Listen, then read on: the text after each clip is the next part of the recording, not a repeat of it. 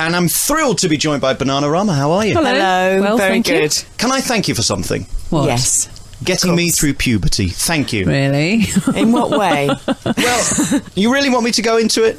Well, I mean, the poster was on the wall above my bed for nearly 10 Now, years. which phase were we in your poster? All phases. no, it wasn't the hat phase, was we it? weren't wearing hats. No one could have ever found us attractive when we were wearing the hats. The least amount of clothes possible phase. That was the phase. We weren't very good at doing little amounts of clothes in the 80s, We were though, towards were we? the, Oh, yes, we 80s. did get a bit Yeah. more raunchy towards the end of the 80s. Off-the-shoulder dress. I mean, by today's standards you didn't, but in those days, I mean, you were it, weren't you? Well, we were fashion icons, surprisingly enough, even though most of it was homemade, or probably because so much of it was homemade. Yes, I think all the girls wanted to look like us, which is quite shocking, really.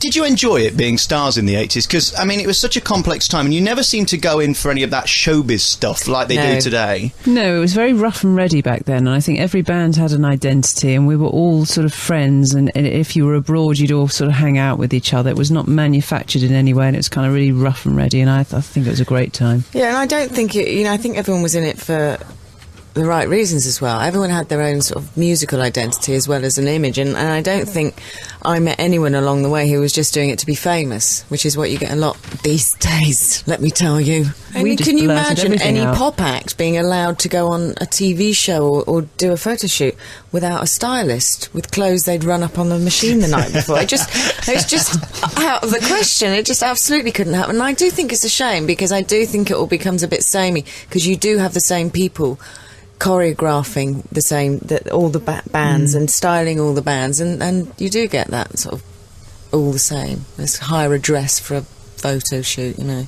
How showbiz and hedonistic was it? Because I'm a deeply unattractive man, and I've never been in... Don't put yourself down, No, love. carry on, just a few more if you don't... No, but the reality is I've never been in a band, and therefore the women... I mean, I'm on the radio, nobody gets to see me, nobody comes in. So you're on tour, your two ladies at that point were single.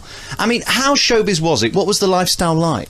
I was never single, actually, on tour. I had a couple on the Wrong. go. Yeah. I did. And I don't blame you. I mean, what was it like? I mean, did you literally have tens of thousands of letters? I can't believe you didn't. We had masses of fan letters, yes. sackfuls and sackfuls, but only very strange men that used to sort of turn up and hang around There's outside still our a few, hotels. actually. There's still a few that are Very still odd. to this day writing very strange letters that actually I find quite bothersome at this age. How do you deal with them then? I mean, what's your tactic with fans? Actually, you know, genuine fans who come and stop you and want autographs and have pictures taken, I love.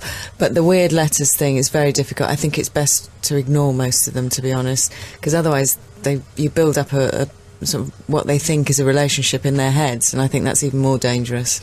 Why did you never cash in on the 80s revival tours and the CDs and the posters and the dolls and all of that stuff? Well, the revival tours we were approached to, on numerous occasions, but we just felt we wanted to do new stuff and still be a band that was, had something to offer rather than just living out sort of on your past. We were just sort of past dying to be hits. current again. We didn't Yeah. really want to just be 80s because we felt we had more to offer, I think. So the money's never been a big issue for you? The money and the fame thing. Money and fame's not our thing. No. I mean, I really don't like the celebrity side of things, and I'm so thrilled that in the 80s they didn't have all the mags that they have now, because I just think it's horrendous. You can't do anything. All right, we'll be back next talking to Sara and Keren from Bananarama. We're here today on the Late Night Revolution at Capital Gold. What's your favourite song then? What do you enjoy singing the most? I think Venus, I love because performing Venus. it's just a funny little dance routine. I'm glad you said that, because when I was younger, I was a bit hard of hearing, and I didn't think you were singing Venus. Anyway, I'll leave it with you. Oh, honestly. We're back with Bananarama here on Capital Gold. Venus, top song, and one of those songs that's going to be played forever and ever and ever, and that must be an odd feeling, that after you're gone, that's likely to still be one of those classic songs. The really annoying What a thing about that horrible one is we thought. didn't write it. That some Dutch bloke wrote it and has made millions. He was chuffed to bits when he met us. He literally kissed our feet. And said, What "Thank happens you." then? How does it work? Because, I mean, you make the song, do you get a fee for making it and then that's it, or do you get money you still earn as It's a performers of the royalty, song. yeah. But, obviously not as far as songwriting goes. You said earlier you're not interested in fame, and you're not interested in all the nonsense, and the money's not that bothersome to you. So what is it? Is it just the songs, singing or touring? What do you do it for? It's a creative thing. I mean, I always wanted to write as a kid, and I trained to be a journalist. I wanted to be a writer, so I guess writing songs is a certain kind of outlet for that. But it's just the most enjoyable thing to do, to write something, you know, at your kitchen table, and then to hear it blasting out of the radio, if you're lucky, which we were. It's so satisfying. It's fantastic. And I don't think you reach a certain age where you think, oh, okay, now I'm this age, so I shouldn't do it anymore. I mean, we just still really enjoy it. We've made a living out of doing something we love and travelling the world with our best mate, so you can't really go wrong. What's the issue about knowing everything about each other? Because I would hate that. I'm a very private person. I don't want anybody to know anything about me. You grew up together, you went to school together, you've toured together. You must know literally every in and out of your lives. Doesn't that bother you? No. That must be a girl thing, because I would hate that for my... Yes, but it's her. You know, I don't want family. you to know everything about me, but it's great to have someone to share all your intimate knowledge. Easy. Yeah, I was going to say intimate bits and pieces, and then I realised what it would sound like. No, we don't get that intimate. No. And I just Right, okay. Well, that could be an award-winning, multi-million-pound making DVD, couldn't it? Let's be honest. It could, but it's not going to happen. I'm happy to pay for the website or anything if you're interested.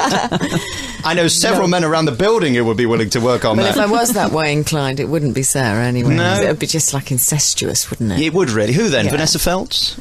Oh, there's an idea. Lisa Riley? Who? I've met Lisa Riley a few times. Can I say she's a very lovely girl? She's really good fun. You wouldn't want to smack in the gob off her, though, would you? Let's be honest. No, she wouldn't smack me in the gob. Let's talk about your lives now and being a pop star now. That must be odd, because everybody's about 14. You must be now in your late 20s. Yeah. And see what I did there. And thank you for not even noticing. And basically, I'm curious to know how you feel being back here, being the star again, because you've been out of it for a while, and now you've put yourself back in the forefront. You've got the new album, the new single. How do you feel? I'm kind of glad that we've got all the experience. Obviously, 20 years of doing this, we've got all the experience. We know what the pitfalls are. We know what we will and won't do, and you kind of know what you have to do and what you don't have to do. And when I see the younger bands, and I sort of think, oh, they've got to go through all that crap that we went through, and then, you know, if you come back to have another bite of the cherry, you know, you've got all that experience to lean on, and that's a great feeling. Of course, you're much older and wrinklier. I love talking to the older stars who are the pros, who know what they're doing, because they say the biggest skill in show business is knowing when to say no.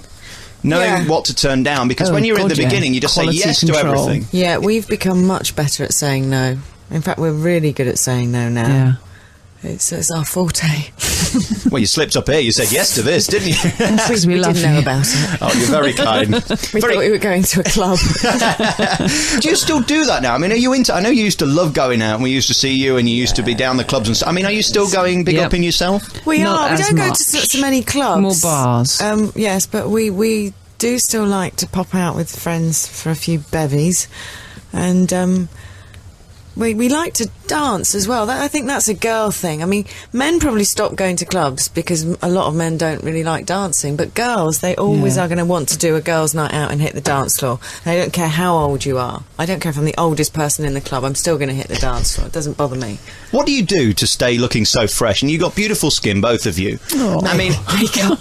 No, I mean, really, either of you. If you want a portion from an ugly fat man, I mean, honestly, Unfortunately, we're both attached at the moment. My name's down on the list. But I mean, how do you do it? I mean, is it the stylist? Is it you? What goes on? I think we're young at heart. Yes, we're young at heart. It all comes from within. It does come from within, does, I but think. I've always been very active and sporty, so, you know, I like the gym. What's your regime then? Drop my child at school, then pop to the gym. That's it, really. Try not to drink too much. Try not to drink too much. I don't know why I said that. After last night. What's your favourite tipple? Vodka. Vodka and tonic.